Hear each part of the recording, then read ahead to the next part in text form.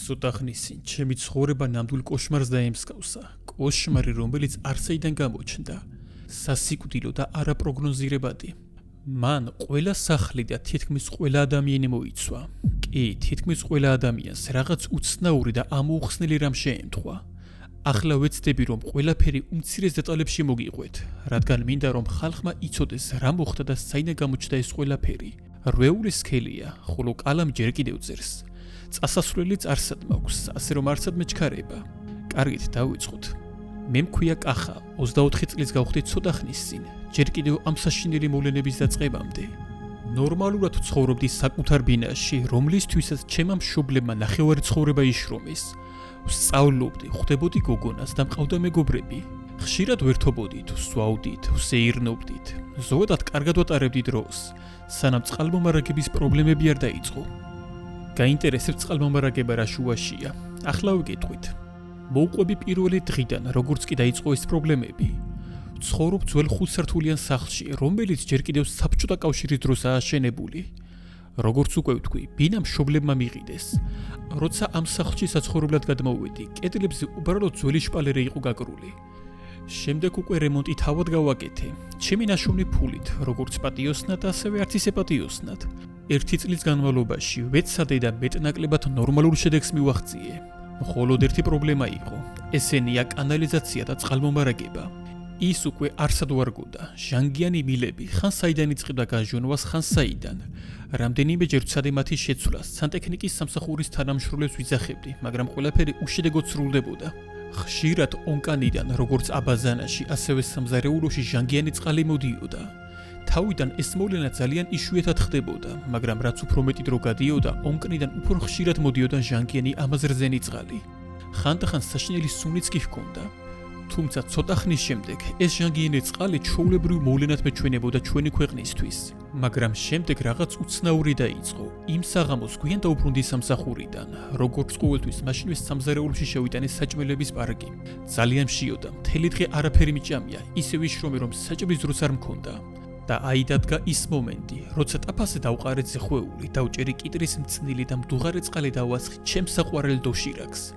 მას შემდეგ რაც დავნაყრდი, წყალი მოუში, რათა ჭურჭელი გამერეცხა, თუმცა რამდენიმე წამის შემდეგ ონკანიდან ჟანგიანი წყალი წამოვიდა.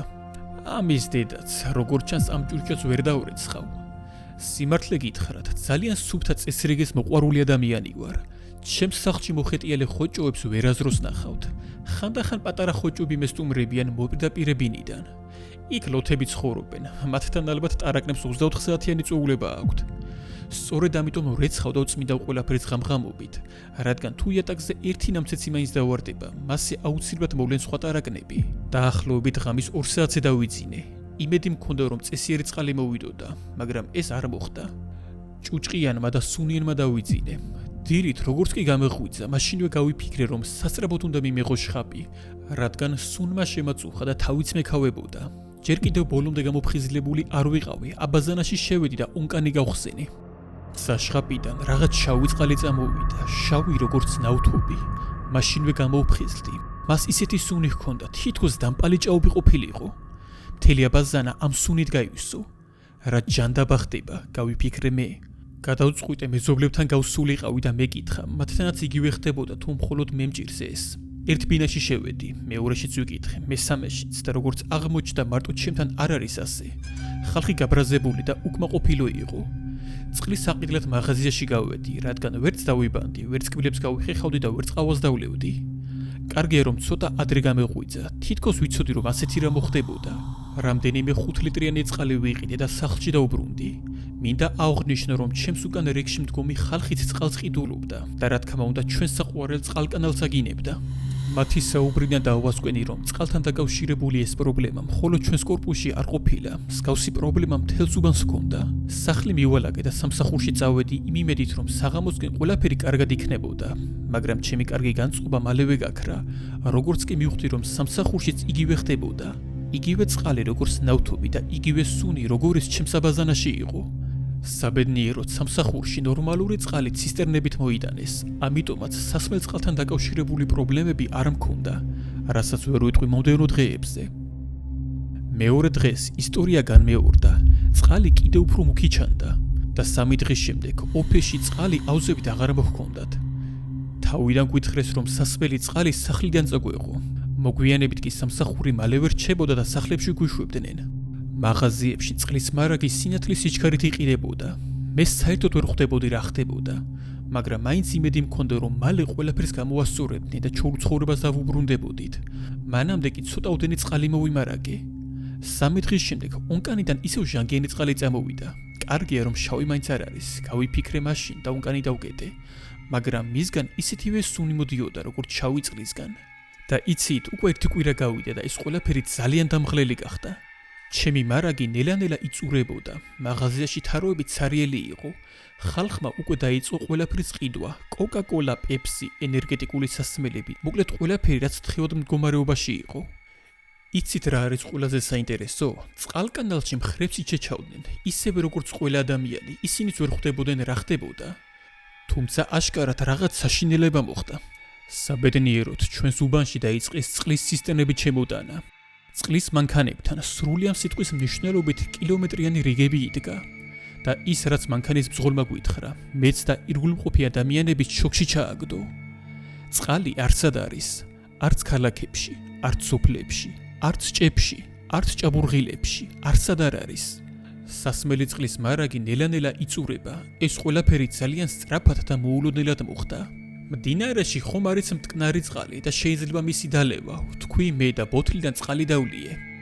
წადი და ნახე რა ხდება მდინარეში. მიყვირა ჩემს უკან მდგომა ბაბუმ.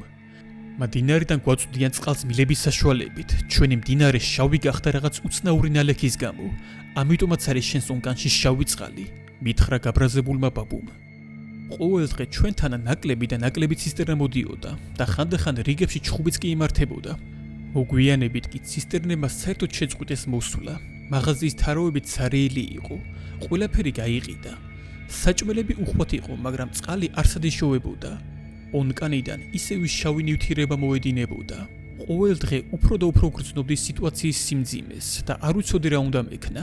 სასმელი წყალი ცოტა მქონდა დარჩენილი, ამიტომაც როგორღაც ვძლებდი, მაგრამ საჭმლის მომზადებას და დაბანას ვეღარ ვახერხებდი.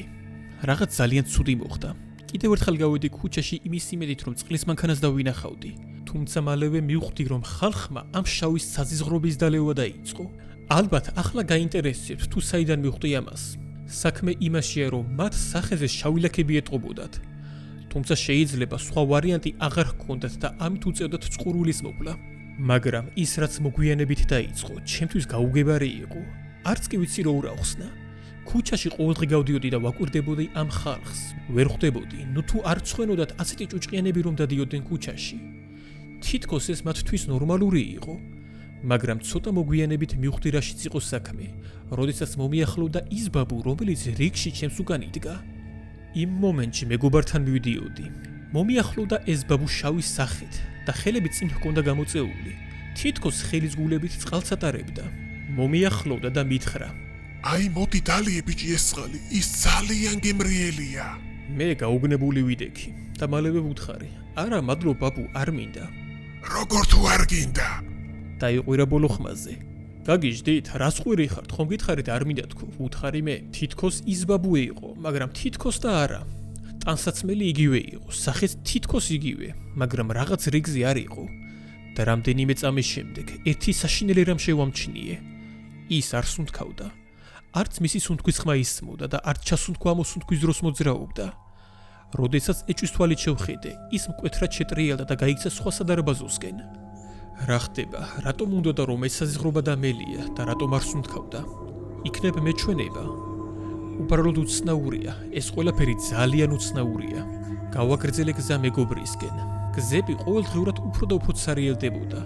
გაჩერებაზე ავტობუსს ველოდებოდი, რათა მეგობრისკენ წავსულიყავი. ავტობუსში ისევ ნახე რამდენიმე ჭუჭყიანი. ასე დავარქვათ მათ, რადგან შემდგომში ეს სიტყვა ძალიან ხშირად იქნება გამოყენებული. ავტობუსში ჩემს გარდა კიდევ 5 ადამიანი იჯდა და 3 თითქოს ნორმალური იყო, ხოლო ის 2 ძალიან უცნაურად იქცეოდა. მაგრამ ყველაზე უცნაური ავტობუსის ბოლოში მჯდომი ქალი იყო. ის იჯდა და საკუთარ პირში იქიქებოდა. მე გვერდითი მზერით შეუმჩნევლად ვუყურებდი მას, სანამ არ დაიწყო კბილების ამოღება. ამ სანახაობამ შოკში ჩამაგდო. ავტობუსში მჯდომის სამი ნორმალური ადამიანი ვერ ხედავდა იმას, რასაც მე ვხედავდი. ეს ქალი იჯდა და კბილებს ხელით იღებდა, სისხლიდან ნერწყვი მოედინებოდა, ის კი ხმასაც არ იღებდა. თითქოს ასეც უნდა ყოფილიყო.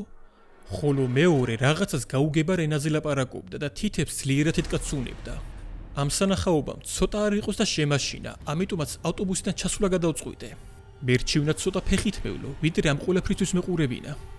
მივდივარ ქუჩაში და იმ ქალზე მეფიქრება, რომელიც კბილებს იღებდა. საბოლოოდ მივედი მეგობრის სახლთან, შევედი სადარბაზოში, დაურეკე კარზე და როგორც კარი გაიიღო, მივხვდი რომ საქმე ცუდად იყო. ნიკა იდგა დერეფანში, სახე, ხელები, კისერი, ყველაფერი შავი ჰქონდა.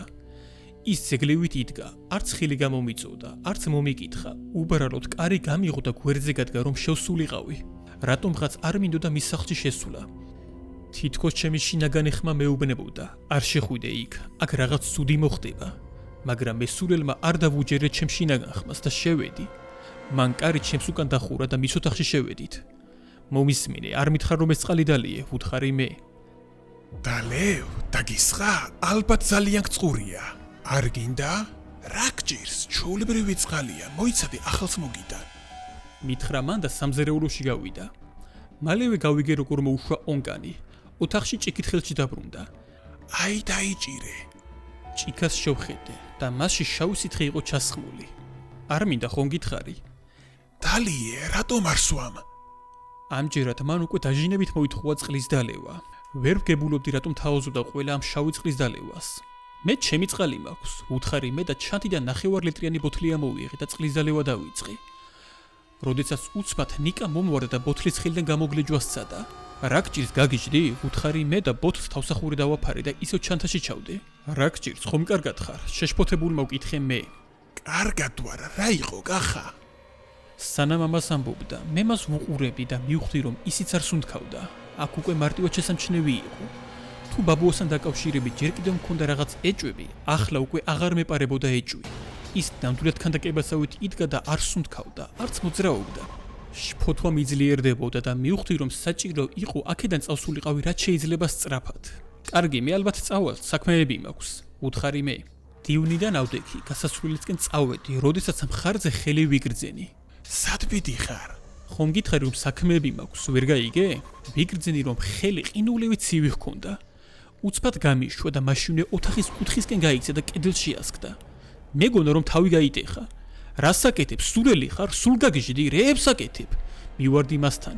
კისერი მოტეხილი ჰქონდა, მაგრამ ცოცხალი იყო. თვალებს ახამხამებდა და მე მიყურებდა. თავი გვერდზე ჰქონდა გადაგრეხილი. ჯანდაბა, ასეთი დარტყმის შემდეგ ალბათ ვერც ერთი ადამიანი ვერ გადარჩებოდა. რომ გენახათ რა ძალით დაეჯახა, ეს უბრალოდ საშინელებაა. მთელი სხეული მიკანკალებდა, ვერ ხვდებოდი რა ჯანდაბა ხდებოდა ჩემს თავს. ვცდილობდი მისაწევას და კიდევ ერთხელ დავწუნდი რომ ის არ სუნთქავდა. ამის შემდეგ ჩანთა ავიღე და ბინიდან გიჟივით გავარდი. საბედნიეროდ გზაში 9 ლიტრიანი სასმელი წყლის ბოთლი ვიპოვე. ავტობუსს არ დაველოდე, რა აზრი ჰქონდა ლოდინს. გზები უკვე სრულიად სარიელი იყო. სახლისკენ ფეხი წავედი, ხანდახან სირბილზეც გადავდიოდი, რადგან ძალიან მეშინოდა. ჯერ კიდევ არ ვიცოდი რის გაკეთება შეეძლოთ ამ ჭუჭყიანებს, მაგრამ მალევე გავიგე. გზაში 3 ჭუჭყიანი შემხვდა, ისინი გაჩერებაზე იდგნენ და ალბათ ავტობუსს ელოდებოდნენ, რომელიც სავარაუდოდ აღარ მივიდოდა. ჩემს ეზოშიც არავინ იყო და მიუხედავად იმისა, რომ საღამო იყო, ჩემს კორპუსში შუქით თითქმის არავის ენთო. სადარბაზოში ასვლისას მივხვდი, რომ მობინადრეებმა უკვე დალიეს ეს საზიზღრობა და მხოლოდ სახლში შესვლის შემდეგ გავაცნობიერე სიტუაციის მთელი ეს საშინელება. ანუ ის ადამიანები, რომლებმაც შავი წყლის დალევა დაიწყეს, რაღაც საშინელება დაემართათ. თითქოს და ზომბებად იქცნენ, მაგრამ ვერ ვგებულობდი რატომ წყვეტდნენ სუნთქვას. ეს უბრალოდ საშინელებაა, როგორღაც ვჭამე და ტელევიზორის ყურება გადავწყვიტე, იქნებ რამე გამეგო შექმნილი სიტუაციის შესახებ, მაგრამ არც ტელევიზორი და არც ინტერნეტი არ მუშაობდა. ზუსტად 4 დღე სახლში ვიყავი გამოკეტილი. ამ 4 დღის განმავლობაში დიდი არაფერი მომხდარა. ყველაზე ცუდი ის იყო, რომ მობილური კავშირი გაქრა. გუშინ დენიც გაითიშა. ფანჯრიდან ვუყურებდი ქუჩაში მიმდინარე მოვლენებს. ჭუჭყიანები უფრო და უფრო მრავლდებოდნენ. გარეგნულად ისინი ჩვეულებრივი ადამიანები იყვნენ, ნორმალურად ეცოდა თითქოს და ნორმალურად გადაადგილდებოდნენ. მაგრამ მე ხო ვიცოდი რა ხდებოდა სინამდვილეში. გუშინდელი დღიდან მოყოლებული, ჩემი ბინის კარზე ვიღაცამ კაკუნი დაიწყო. ძირითადად ღამით აკაკუნებენ. გუშინ საურძელში ჩამეძინა, როდესაც კაკუნის ხმამ გამაღვიძა. ახალგაღუძებულზე გავიფიქრე, რომ რაღაც სისულელე და მესიზმრა. თუმცა, როდესაც ყურადღებით მოვუსმინე, მივხვდი, რომ ვიღაცა ნამდვილად აკაკუნებდა ჩემს კარებზე. გლაზოგში გავიხედე და დავინახე ჩემი მეზობელი. ისიც უკვე ჭუჭყიანი იყო. ჩვენ არასდროს გქონია განსაკუთრებული ურთიერთობა. იმ დღის შემდეგ მუდმივად მიკაკუნებდა კარზე, დაჟინებით და დიდხანს. მე კი ვითომ არ ვიყავი სახლში. მეშინია, ძალიან მეშინია. იცით რა საშინელებაა, როდესაც ირგვლივ სიჩუმეა და შენს კარზე გიჟი მეზობელია, ან ეშმაკმა იცის ვინ გიგაკუნებს და შენს გარეთ გატყუებას ცდილობს. არ ვიცი რა უნდა ვქნა. წყალია მომეწურა, საჭმლის მარაგიც მიმთავრდება. გარეთ უნდა გავიდე და რამე მოვძებნო, თორემ დავნებდები და ამ შავ შხამს დავლევ. ღამით ისევ მიკაკუნებდნენ. არ ვიცი რა უნდათ ჩემგან. ალბათ უნდათ რომ მეც დავლიო ეს საზიზღარი წყალი. ჯერჯერობით არ შემხებიან, გარდა იმისა, რომ მუდმივად მთავაზობენ წყლის დალევას. დღეს როგორმე გავათენებ ღამეს, ხვალ კი რაიმე იარაღზე ვიშოვი და ქუჩაში გავალ.